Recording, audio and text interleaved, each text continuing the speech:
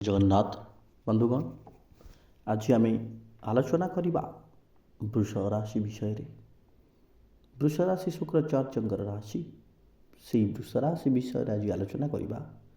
କେମିତି ରହିବ ବୃଷ ରାଶିର ନିଶ୍ଚିତ ଭାବରେ 2026ର ପ୍ରଥମ ଫେବୃଆରୀ।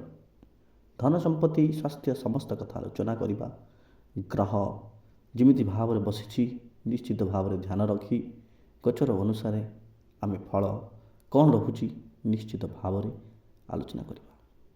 ଦେଖନ୍ତୁ, ଫେବୃଆରୀ ମାସରେ ଆପଣଙ୍କର ଗୋଚର ଅନୁସାରେ ଯଦି ଆମେ ଦେଖିବା, ଗୁରୁ ବସିଛନ୍ତି ଯେଉଁଠି, କେତୁ ବସିଛନ୍ତି, ରାହୁ ଶୁକ୍ର ଯେଉଁଠି ବସିଛନ୍ତି, ସମସ୍ତ ଜିନିଷ ଗୁଡ଼ାକ ଆମେ ଦେଖିକିରି ଆଲୋଚନା କରିବା। ଆପଣମାନଙ୍କର କ'ଣ ରହିବ, ସମସ୍ୟା କ'ଣ ହେବ, ସଠିକ୍ ଜିନିଷ ଏବଂ ଉପାୟ ମଧ୍ୟ ଆମେ ପରିଶେଷରେ ଆଲୋଚନା କରିବା। ଦେଖନ୍ତୁ, ଗ୍ରହର ଯେଉଁ ଏନର୍ଜି ଗୋଟେ ଅଛି, ସେ ଏନର୍ଜି ଧୀରେ ଧୀରେ ମଙ୍ଗଳ ଯେହେତୁ ବର୍ତ୍ତମାନ ଉଦୟୀ ଅବସ୍ଥାକୁ ଆସିଲେ, ଶକ୍ତିଶାଳୀ ହେଲେ, ତ ସବୁ ଗ୍ରହଙ୍କର ଏନର୍ଜି ବି ଗୋଟେ ଅଲଗା ଲାଗୁଛି। ଶନିଦେବ ଦେଖନ୍ତୁ, ଆପଣଙ୍କର ଶନିଦେବ ବସିଛନ୍ତି, ଯଦି ଆମେ କହିବା ଏକାଦଶ ଭାବରେ ଶନିଦେବ ବସିଛନ୍ତି, ଲାଭ ଘରେ ବସିଛନ୍ତି ଶନିଦେବ। ତ ଶନିଦେବ ଆପଣମାନଙ୍କୁ ନିଶ୍ଚିତ ଭାବରେ କର୍ମ କରିବାକୁ ସର୍ବଦା ଉଜାଗର କରିବେ। ଆପଣ କର୍ମ କରିବା ପଛରେ ଚାଲିବେ। ଫେବୃଆରୀ ମାସରେ ସମସ୍ତ ଗ୍ରହ ଆପଣଙ୍କୁ ସପୋର୍ଟ କରିବେ।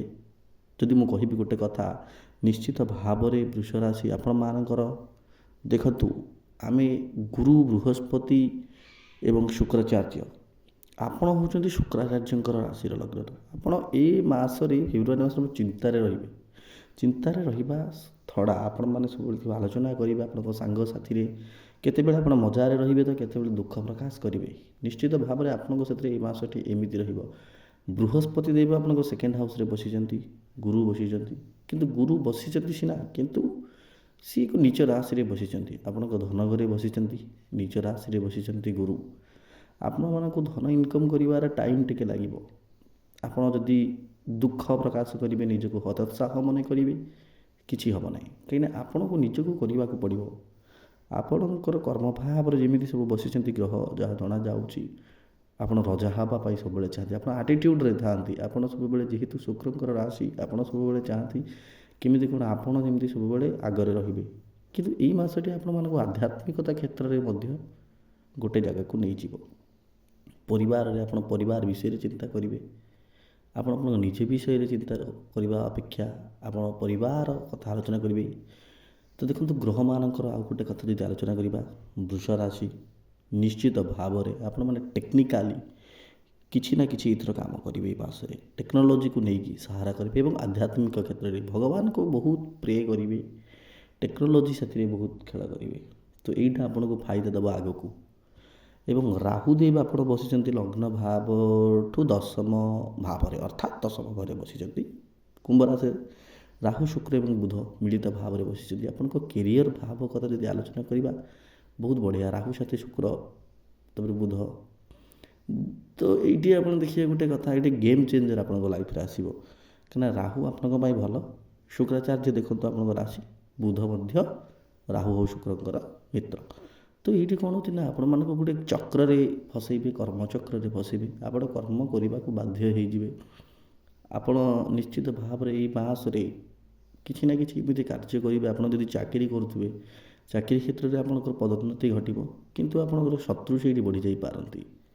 ଆପଣ ନବଗ୍ରହଙ୍କର ମିଳିତ ସଂଯୋଗରେ ଆପଣ ହେଲ୍ପ ପାଇବେ। ଶନି, ରାହୁ, ଶୁକ୍ର, ବୁଧ ଆପଣଙ୍କ ପାଇଁ ବହୁତ ବଢ଼ିଆ। ଆପଣ ବିଜନେସ୍ ଯଦି କରୁଛନ୍ତି, ସମସ୍ତଙ୍କର ତାରିଫ ପାଇବେ। ଆପଣମାନେ ବିଲକୁଲ ତାରିଫର ହକଦାର ହେବେ। ଆପଣମାନେ ଗୋଟେ ଭଲ କାମ କାର୍ଯ୍ୟ କରି କାହାକୁ ହେଲ୍ପ ବି କରିବେ ଆପଣମାନେ ଏଇ ମାସରେ।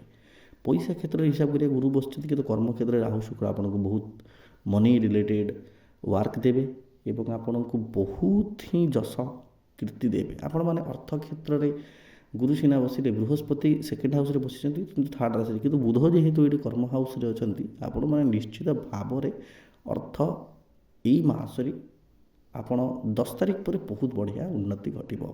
ନବଗ୍ରହ ଆପଣମାନଙ୍କୁ ନିଶ୍ଚିତ ଭାବରେ ଫଳ ପ୍ରଦାନ କରିବେ।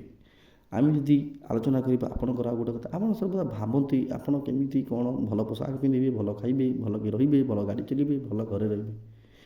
ଏଇ ମାସରେ ଆପଣମାନେ କିନ୍ତୁ ସେଗୁଡ଼ାକ ନ ଭାବି ପ୍ରେମ ସମ୍ପର୍କରେ ଅଧିକ ସମୟ ଯାହା ଲାଗୁଛି।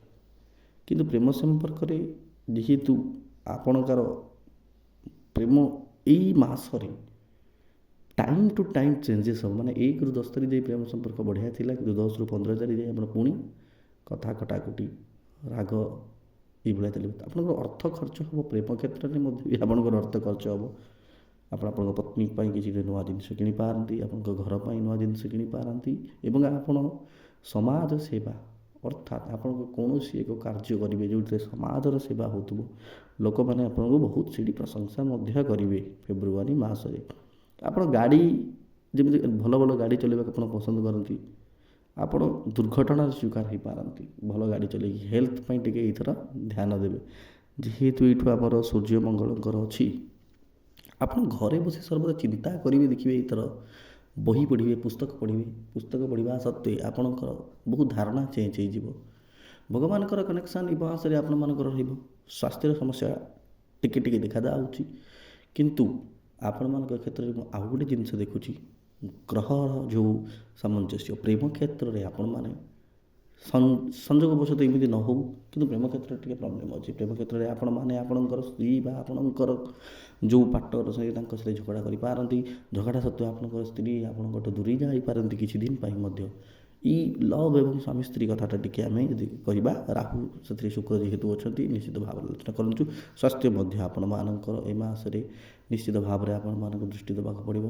ଅଗ୍ନି ପ୍ରଜ୍ୱଳିତ ଘଟଣା ଗୋଟେ ଅଛି ଆପଣମାନଙ୍କର, ସୂର୍ଯ୍ୟ ଆପଣଙ୍କ ଭାଗ୍ୟ ଭାବରେ ଆପଣଙ୍କ ଭାଗ୍ୟରେ ଗୋଟେ ଏମିତି ପ୍ରୋବ୍ଲେମ୍ ଆସିବ, ଯେମିତି ଆପଣମାନେ ଭାବୁଥିବେ କିଛି ଗୋଟେ କାର୍ଯ୍ୟ ହେଇଥିବ, କିନ୍ତୁ ସେ କାର୍ଯ୍ୟ ଆପଣମାନଙ୍କୁ ହେବନି, ଯେଉଁଥିପାଇଁ ଆପଣ ରାଗିଯିବେ। ଦେଖନ୍ତୁ, ହନୁମାନଙ୍କୁ ପୂଜା କରନ୍ତୁ, ହନୁମାନ ଚାଳିଶା ପାଠ କରନ୍ତୁ ଆପଣମାନେ। ତତ୍ ସହିତ ଆପଣମାନେ ମା ଲକ୍ଷ୍ମୀଙ୍କର ଆରାଧନା କରନ୍ତୁ, ମହାଦେବଙ୍କର ଆରାଧନା କରନ୍ତୁ, ମା ପାର୍ବତୀଙ୍କର ଆରାଧନା କରନ୍ତୁ। ନିଶ୍ଚିତ ଭାବରେ ଆପଣମାନେ ଲାଭବାନ ହେବେ। ତ ଏଇ ମାସରେ ଯେଉଁ ଜିନିଷଟା ଜଗିବାକୁ କହିଲି, ସେଇ ଜିନିଷଟା ଜଗନ୍ତୁ। କେବଳ ଝଗଡ଼ା, ସ୍ୱାମୀ ସ୍ତ୍ରୀ କଳହ ଏବଂ ସ୍ୱାସ୍ଥ୍ୟ ସମସ୍ୟା ନଚେତ୍ ବହୁତ ଭଲ। ଆପଣମାନେ ନିଜ ନିଜର ଜାତକ ପଠାଇ ଆକ୍ୟୁରେଟ୍ ପ୍ରେଡ଼ିକ୍ସନ୍ ମଧ୍ୟ ଆପଣ ଜାଣିପାରିବେ। ଶନିଦେବ ଆପଣଙ୍କୁ ମଙ୍ଗଳରେ ରଖନ୍ତୁ। ମା ଲକ୍ଷ୍ମୀଙ୍କର ନିହାତି ଭାବରେ ଆପଣମାନଙ୍କ ପ୍ରତି ଆଶୀର୍ବାଦ। ଜୟ ଜଗନ୍ନାଥ। ହର ହର ମହାଦେବ।